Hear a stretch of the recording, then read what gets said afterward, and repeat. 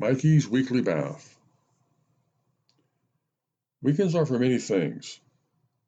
They are for getting away from one's job, for going to the movies, for visiting with friends, or for just having a relaxing meal at a fancy restaurant with the family.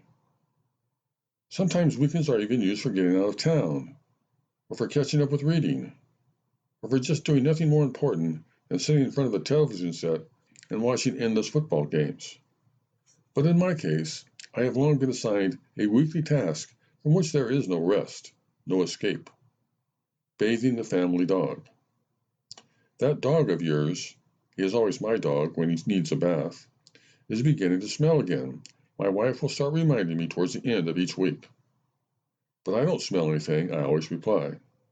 Just trust me, answers my wife, who I admit has a much more developed sense of smell than I do.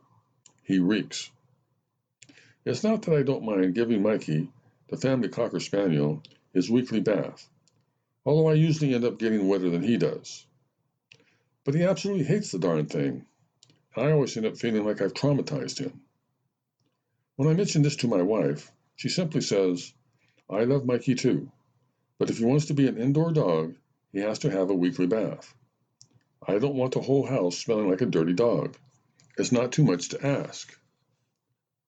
When I remind her that Mikey simply refuses to be an outdoor dog, he scratches at the back screen and cries pitifully if I leave him outside for more than a few minutes, my wife reminds me that I was the one who agreed to keep the dog clean if she agreed to let him sleep and roam freely throughout her house.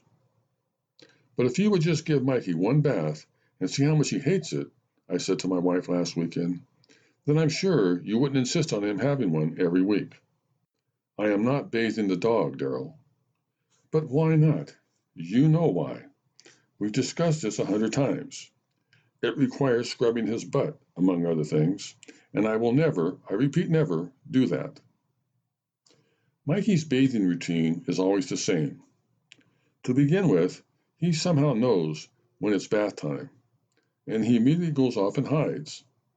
If he hears me say the word bath, his eyes grow wide with fear, so I've taken to spelling out the letters, rather than using the B word in his presence. Anyway, when I finally find him, he will be usually hiding under something: a bed, a table, sheets, covers. Then he makes himself into dead weight and forces me to drag him out into the open. Once I have him in my arms, he begins to shiver and look at me with the saddest eyes, seemingly asking me why in the world I would want to keep doing such a terrible thing to him. Over the years, I think I've come to better understand Mikey's point of view. For him, bad smells are a way of life. In fact, they are his life.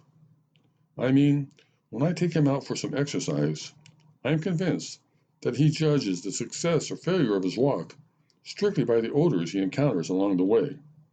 He sniffs everything, and the grosser the smell, the more he seems to enjoy himself. In his world, it must seem the height of stupidity for a human being to insist on continually scrubbing away all the wonderful odors he has worked so hard to collect on his skin and fur throughout the week. Mikey really works at getting smelly, too. He has very furry feet, and they collect just about every dust bunny imaginable. He also likes to endlessly roll around in wet grass and mud whenever he gets the chance, and he makes sure to do it when no one's looking, to avoid any possibility of a true bath week. And he has long, floppy Cocker Spaniel ears, and when he drinks out of the toilet, which is another one of his joys of his life, they always end up getting dripping wet with God only knows what.